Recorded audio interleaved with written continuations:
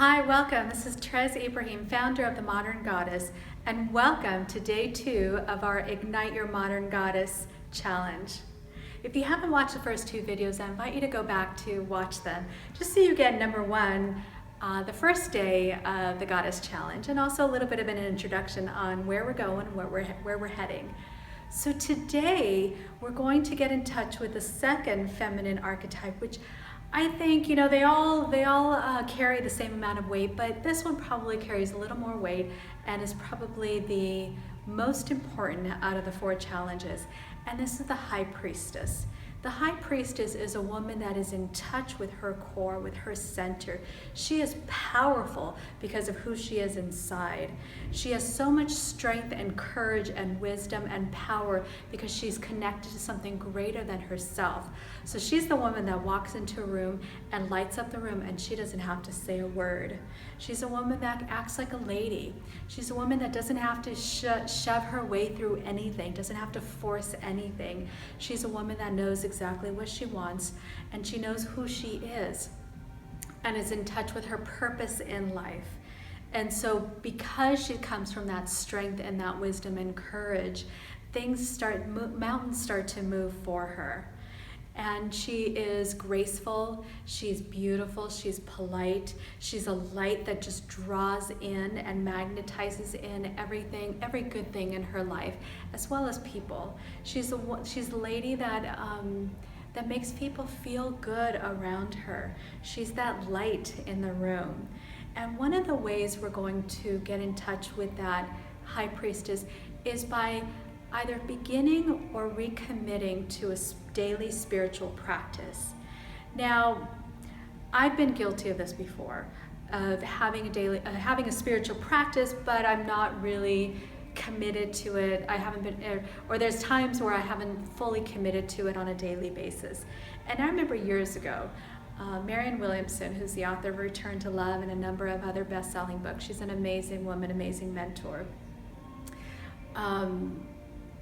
I had asked her a question one time because I was having a really tough time in a relationship, and I was trying to get her advice on what I should do because I felt trapped and I felt like I was losing myself, and I didn't have the courage or the strength to make a change in this relationship, so I needed her help. And after I gave her a little bit of background as to what was going on, I remember she asked me one question, and that was, tell me about your daily spiritual practice.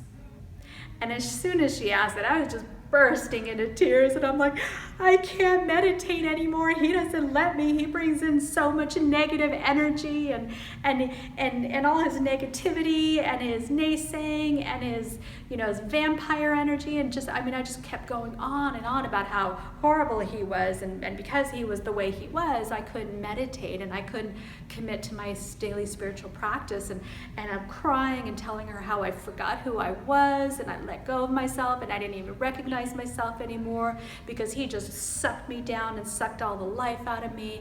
And I'm just bawling, and she looks at me and she says, stop it.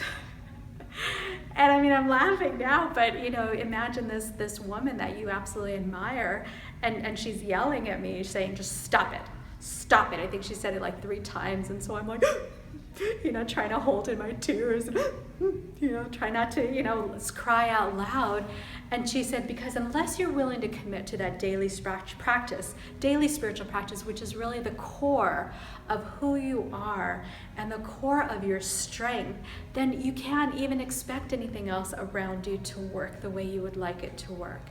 And so I ask you, and I invite you to figure out what that daily spiritual practice is and recommit to it. And make sure you're doing it every day. Take that time to go within, whatever that looks like for you. If it's going in silence, if it's closing your eyes and following your breath, if it's journaling, if it's going outdoors for a walk every day. It's that, and again, that daily activity is absolutely crucial, because it's kind of like what happens if you don't brush your teeth every day?